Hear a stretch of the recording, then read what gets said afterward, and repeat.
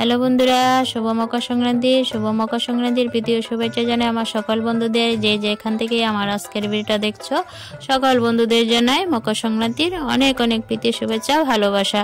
বাঙালিদের পিঠাপুলির উৎসব হচ্ছে পৌষ পার্বণের পিঠাপুলির উৎসব। 12 মাসে 13 পার্বণ মানেই পৌষ পার্বণ। তো এই পার্বণটা হয়ে থাকে সংক্রান্তি দিন, পৌষ মাসের শেষ দিন। তো আমি আজ পিঠা বানাচ্ছি সংক্রান্তির আগের দিন, সংক্রান্তির দিন পিঠা খাবো বলে। তো আজকে কি পিঠা বানাচ্ছি চলো তোমাদের সাথে একটু শেয়ার করি। তো অনেকে অনেক রকম পিঠা করে থাকো, তো আমি আজ কি পিঠা করছি সেটাই তোমাদের সাথে শেয়ার করবো। এই দেখো পিঠার আয়োজন করে নিয়েছি রেডি। তো চলো আজ স্টার্ট করে দিই পিঠা বানানো। তো সংক্রান্তির দিন সকাল সকাল স্নান করে পুজো অর্চনা করে পিঠা খাবো বলে। আর এখানে দেখো ব্যাটার রেডি করে নিয়েছি, কয়েকটা তেলের পিঠা ভাজবো আর কয়েকটা এই যে পাটিসাপটা পিঠা করব। তো পাটিসাপটা পিঠা করার জন্য নারকেল নিয়েছি পুর করব বলে। চলো পুরটা রেডি করে নিই। তো বন্ধুরা দেখো পাটিসাপটা পিঠার পুর করার জন্য নারকেল কুড়িয়ে পেস্ট করে নিয়েছি। তো নারকেল পেস্টটা এখন পাক দিয়ে নেব আর ক্ষীরের মতন করে নেব। তো দেখো নারকেল পেস্টটা করার মধ্যে দিয়ে নিয়েছি, দিয়ে নাড়াচাড়া দিয়ে নিলাম। এখন এই যে পাউডার মিল্ক দেব, পাউডার মিল্ক দিয়ে ভালো করে মিশিয়ে নিচ্ছি। পুরটাকে একদম ক্ষীরের মতন তৈরি করব, তাতে করে পাটিসাপটার পিঠাগুলি খেতে বেশ ভালো হয়। নারকেল কোড়া দিয়ে, চিনি দিয়ে বা গুড় দিয়ে, পাক দিয়েও দেওয়া যায়। তো এটাকে ক্ষীরের মতন তৈরি করব, তার জন্য নারকেলটাকে কুড়িয়ে পেস্ট করে নিয়েছি। এখন পাউডার মিল্ক দিয়ে ভালো করে মিশিয়ে নিলাম। তারপর দেখো এখানে আমি চিনিটাকে একদম মিক্সিতে পেস্ট করে গুঁড়ো করে দিয়েছি, তাতে করে চিনিটা গলে যাবে তাড়াতাড়ি। তো দেখো চিনি দিয়ে ভালো করে নাড়াচাড়া দিয়ে নিলাম, আর চিনিটা দেওয়াতে একদম রসালো হয়েছে। তো এই রসালো ভাবটাকে নাড়তে নাড়তে জাল দিয়ে শুকিয়ে নেব। তো দেখো অনেকটাই শুকিয়ে গেছে রসালো ভাবটা, একদম শুকনো একটা ক্ষীর করে নেব। এইভাবে করে নারকেলটাকে গুঁড়ো দুধ আর চিনি দিয়ে পাক দিয়ে ক্ষীরের মতন তৈরি করলে পাটিসাপটা পিঠাগুলি খেতে বেশ ভালো লাগে। আর আমার ছেলের পছন্দ পাটিসাপটা পিঠা, তাই বানিয়ে নিচ্ছি পাটিসাপটা পিঠা। আর কয়েকটা তেলের পিঠা ভাজবো।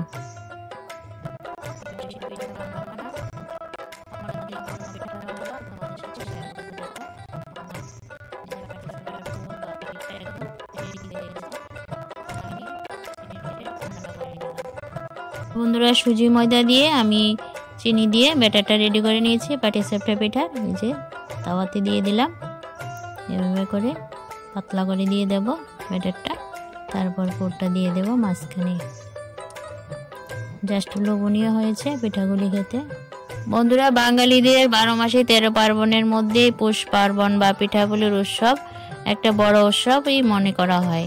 কারণ একটা বছর আমরা অপেক্ষা করে থাকি কখন পৌষ পার্বণ পিঠাপুলির দিন আসবে আর নানান রকমের পিঠাপুলি করে খাবো।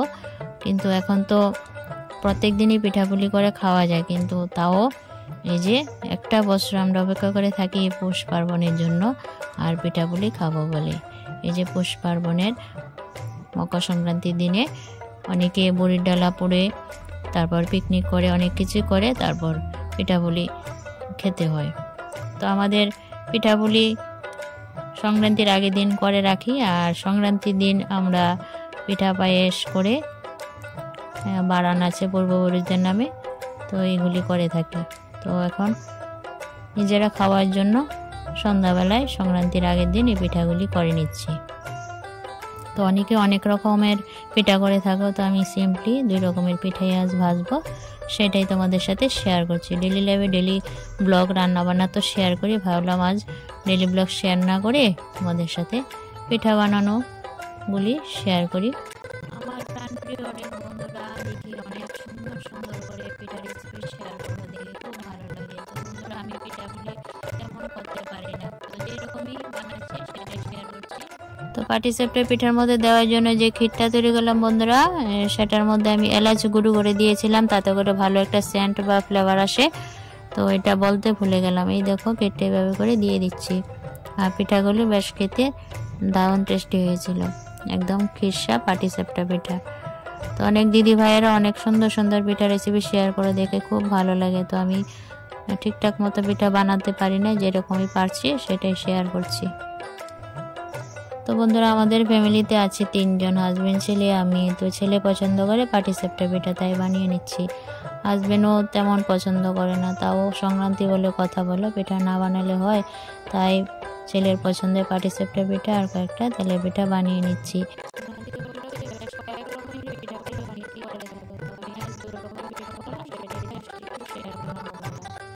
এই তো আমার একে একে পাটিসাপটা পিঠাগুলি প্রায় বানানো হয়ে গেছে, কমপ্লিট। তারপর তেলের পিঠাগুলি ভেজে নেব। তো বন্ধুরা পিঠাগুলি দেখতে ভালো হয়নি, তাও বানালাম বলে তোমাদের সাথে শেয়ার করছি।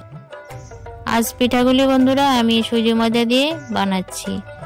সুজিটাকে আমি কিছুক্ষণ ভিজিয়ে একটু ব্লেন্ড করে নিয়েছি মিক্সিতে, আর চিনিটাকেও গুঁড়ো করে নিয়েছি। তারপর ময়দা মিশিয়ে ভালো করে একদম ব্যাটারটা রেডি করে নিয়েছি। তাতে করে পিঠাগুলি খুব সফট, নরম, তুলতুলে হয়েছে খেতে। পিঠাগুলি খেতে যেমন সফট, নরম, তুলতুলে হয়েছে, আর পিঠাগুলি ভাজতেও বেশ ভালো লাগছে। দেখো একদম ফুলতে তেলে পিঠা ভেজে নিচ্ছি। তো বন্ধুরা যে যেখান থেকে আমার আজকের ভিডিওটা দেখে থাকা না কেন সকল বন্ধুদের জানাই অসংখ্য ধন্যবাদ, মন্ত্রী ভালোবাসা আমার পিঠাগুলির ভিডিওটা দেখার জন্য। দেখো একে একে আমি সব পিঠাগুলি ভেজে নিচ্ছি। বন্ধুরা দেখো তোমাদের সাথে কথা বলতে বলতে আমার পিঠা ভাজা কমপ্লিট।